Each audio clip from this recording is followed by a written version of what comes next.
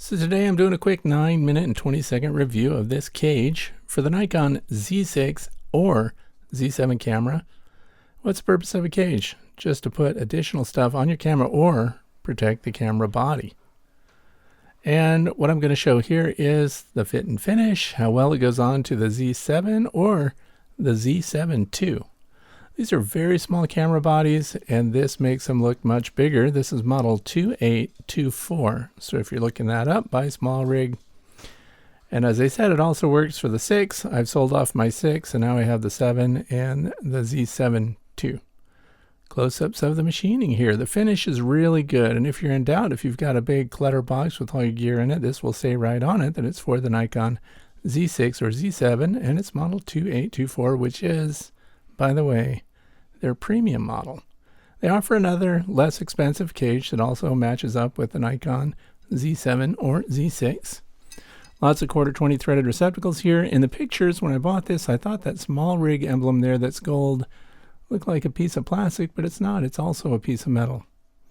So the machining quality is really good, and of course here's a 1/4 threaded screw on the bottom, and there's a little screwdriver already built in for it. We're going to put this on a camera. So I'm going to show you how it works. But another cool thing is it has these little pads here that hold it secure. And see that little post right there? There is a hole in the bottom of your Nikon camera body that matches that perfectly. So again, we're going to put that together. And there's little pads on the front too. So the front of your camera body pushes up against this frame, and there's no twisting or turning. I've got another previously discontinued cage also by SmallRig that we're going to show you in comparison here in a moment. And that little screwdriver is held by magnets. There they are, 2 little magnets. So you can leave that on there. Not the end of the world if you lose it, because it looks like this thing would be easily tightened up with a 1/4. So if you carry change in your pocket, you're good to go. Here is the body by itself. This is just the Z7, not the Z7 II, but physically you really can't tell the difference between the bodies except for this little emblem down in the corner that lets you know what you're dealing with.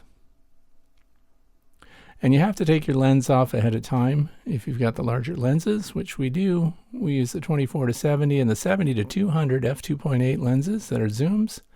You got to take them off first, then put your body in the cage. There's that little post sticking up. Make sure to align your body right on top of that, because that's unforgiving. It doesn't depress or anything. It just fits in the little hole on the bottom of your Nikon.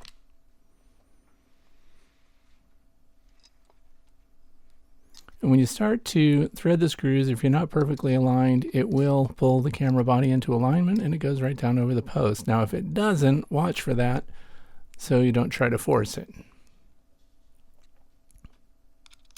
And then you just put your screwdriver away. And you can see that it mounted well because it's nice and flush to the bottom there. The grips are easily accessible. All the controls are accessible. Your mic, your headset connections. Also make sure these little camera strap metal pieces on the sides are not in the way when you try to tighten everything up. You also don't want it bumping up against your dial there on the right. Now that has a big bold 7 on the bottom of it because that's back when I got the Z6 and the Z7 together. You couldn't tell the bodies apart, and in dark spaces I needed to see which was which. And of course it has an articulated screen, but everything is accessible. It doesn't bump or wear on the camera. You've got every button accessible with this cage. So here we are with a 70-200 millimeter zoom lens on it, and I use the handle. Actually, it's the mount on the bottom of the zoom lens, which I flip to the top and use that as your carry handle, and you'll find that the camera is perfectly balanced. So that's the 70-200 f2.8 lens. Really good lens, by the way. And on these Z bodies, it looks great. So now we can add things to it. So the other thing is, if you make videos, holding your camera in a stable way is valuable to you. So they also make a SmallRig handle, and I'm going to put that on the 1/4 threads on the left-hand side of the camera, not the right. Originally, I did put 2 of these handles on, but I couldn't activate the shutter very well. You had to reach across the handle on the right side in an awkward way. So now we just put the extension handles on the left, and you're going to find out it wiggles a little bit. But what's cool about this handle is they include their little Allen wrench right in the bottom. It's held in place by a couple of magnets again. And then we're just going to give them a little tightening twist there Don't overdo it, and you'll find that wiggle goes away. And you'll see too that there are screws in the handle, so it can handle on the right or the left. It can mount, and you can slide it up or down until it's at the height that you want it to be.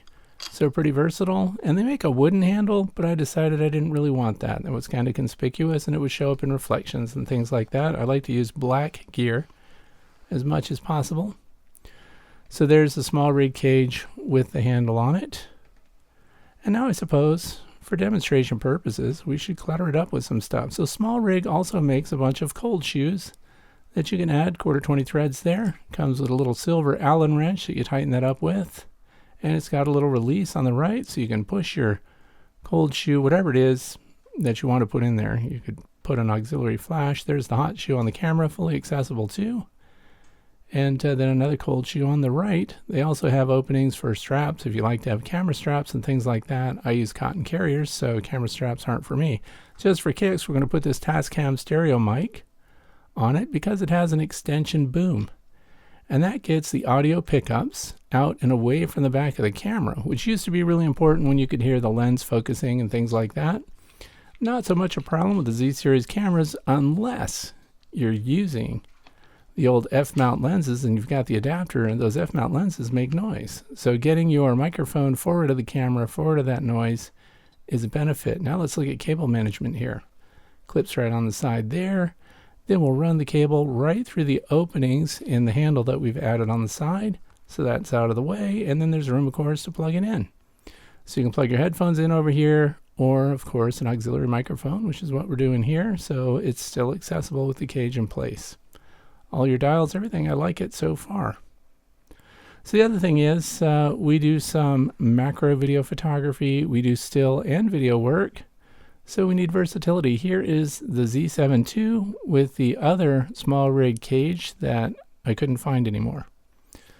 So I bought this used, and it works pretty good. The camera body has the potential to twist inside the cage a little bit, which with the new one, it does not. But it still gives you a lot of extra threaded places so you can add equipment. That is the little button for the cotton carrier vest system that I carry my cameras on, so I can carry multiple cameras at once. I don't have to run back to my camera bag all the time. And here's the bottom again of the other one. And of course you can adjust the height of your handles so that they'll allow the entire camera to sit flush and keep everything stable. And if you, for example, use Pocket Wizards, you put your Pocket Wizard TT5 or whatever on that, it does not interfere at all with the cages, either one of these cages as far as that goes. So that's the Z7 and the Z7 II. Still pretty lightweight, easy to manage. So now let's take a look at doing macro video and macro photography, some things to think about. So here we flipped out a little bit. And that's because we have that rear screen that flips so we can look at it, and look what's on top here. The new Fusion TLC controller. So that also has a update for the software for your TT5s, and you can remotely control all of your flashes off camera, because when you're doing macro photography, often the subject is very close to your front element of your lens, and you will get a shadow cast from that hood. So by getting your camera flashes off camera or up and away as they're on the left or here on the right, then we can light our subject without any concerns about casting shadows from the camera itself. I also took that Rode mic and put it on the other boom and shifted it to the right side because there's space for it there. That cold shoe on the right is not large enough for your Pocket Wizard controllers. So you do want to probably get that extra handle on the left there because it can get some equipment away, and of course get your flashes off center. Thanks for watching. I hope this was helpful.